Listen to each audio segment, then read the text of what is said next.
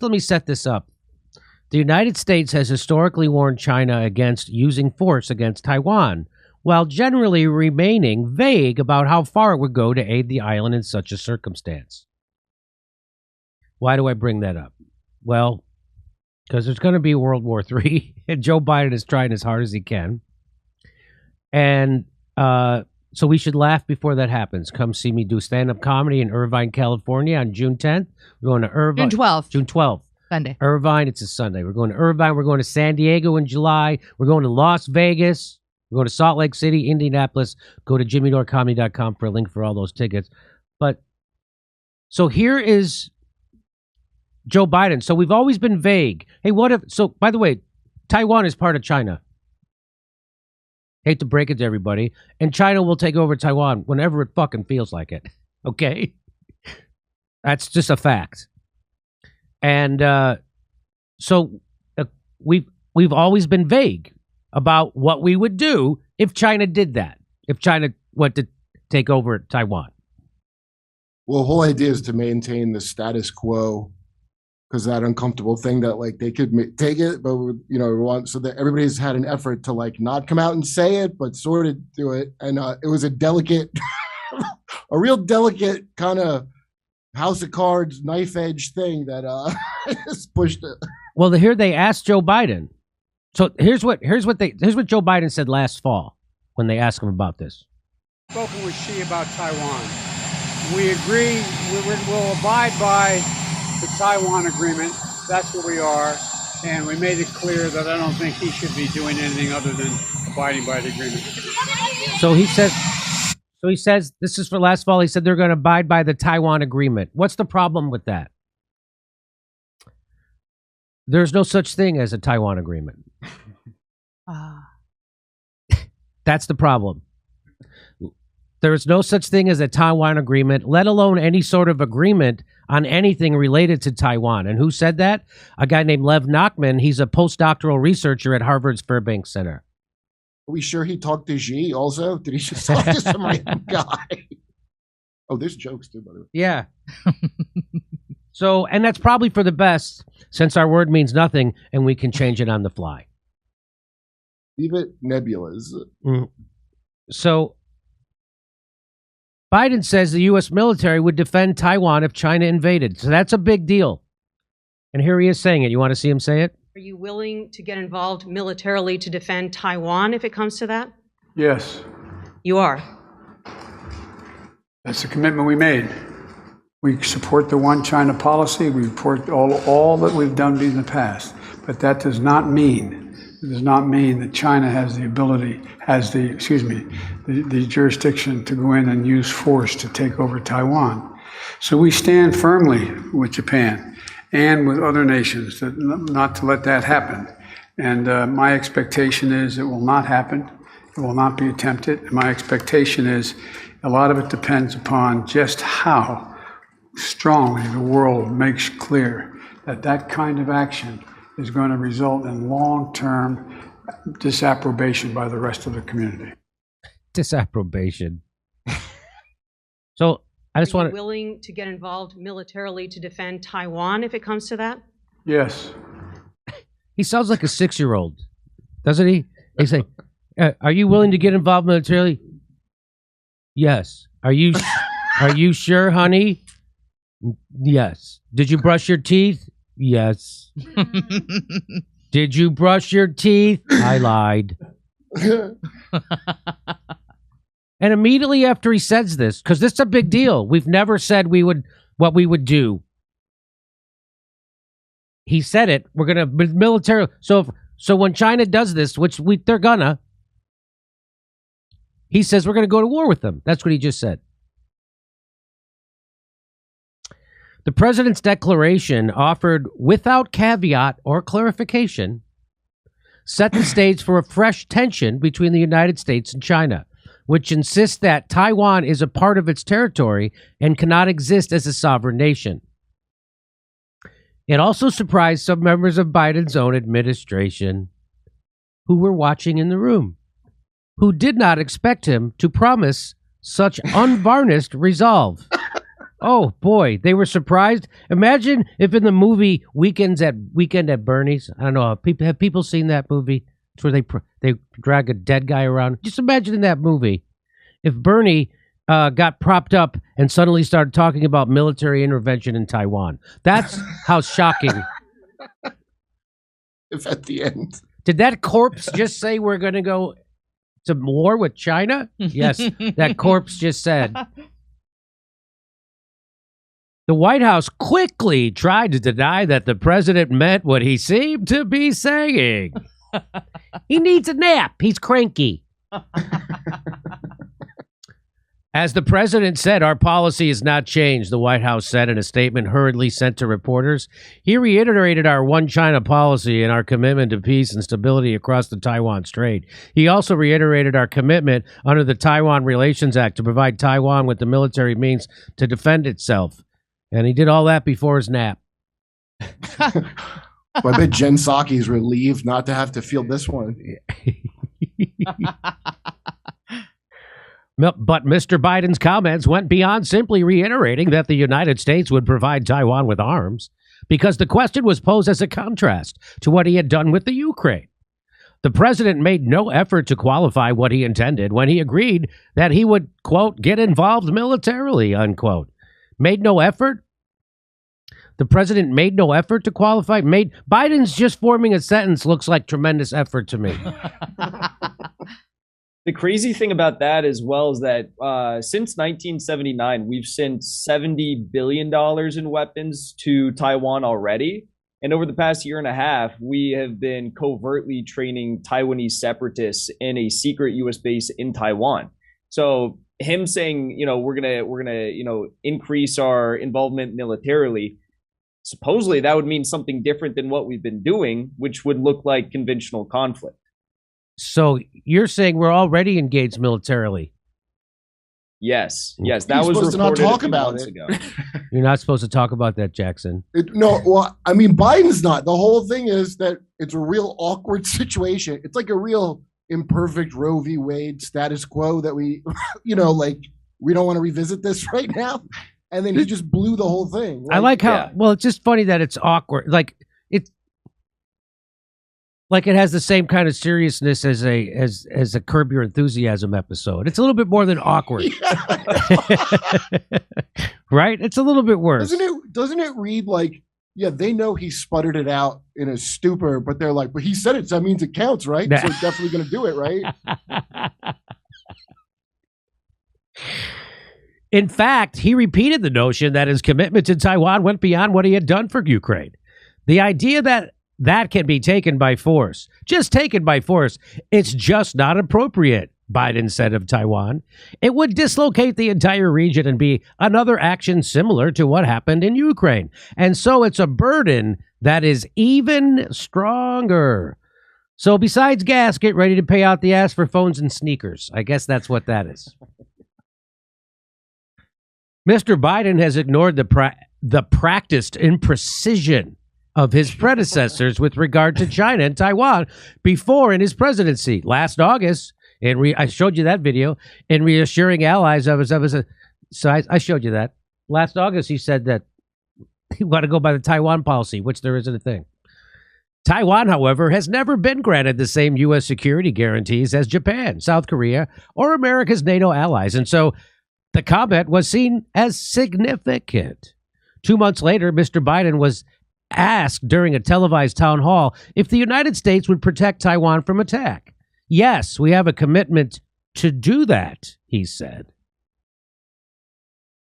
That also set off a frantic scramble by the White House to walk back his remark by insisting that he was not changing the longstanding policy.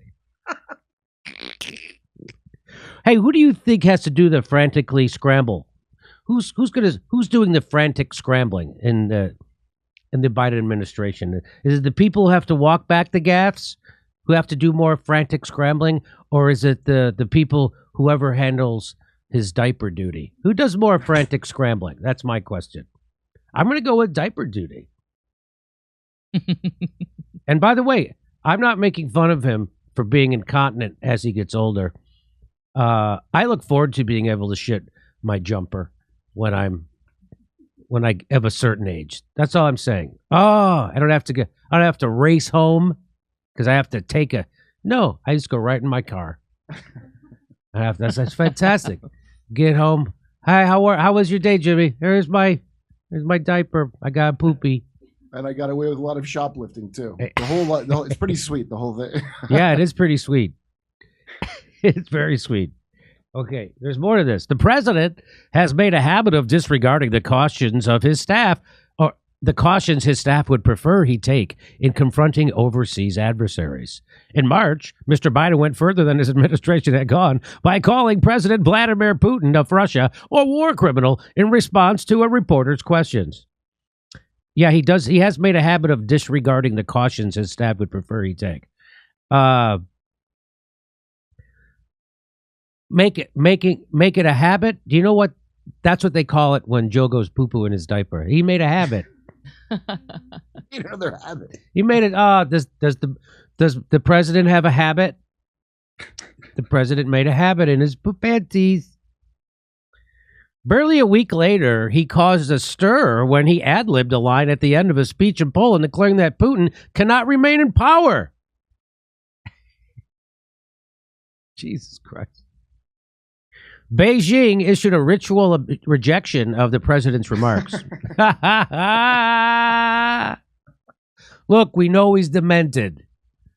On issues concerning China's sovereignty, territorial integrity, and other core interests, China has no room for compromise, Wang Wenbin, a foreign ministry spokesman, told reporters, adding that no one should underestimate China's determination to defend itself. Yes, on Friday, Beijing issued a ritual statement. Yeah, we know he's senile, but we're polite to the elderly here. That was their statement. They honor their elderly. They do. So here's what Caitlin Johnstone. She gets most things right. That's what I like about Caitlin Johnstone. She gets most things right. Well, it's official. China attacking Taiwan means World War III.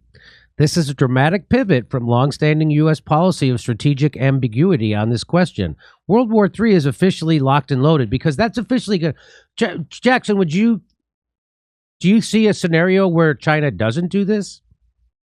Well, I mean, considering the U.S. is putting so many arms and they're covertly training troops in Taiwan, I think we know what they're trying to do. They're trying to provoke China into some sort of a conflict there.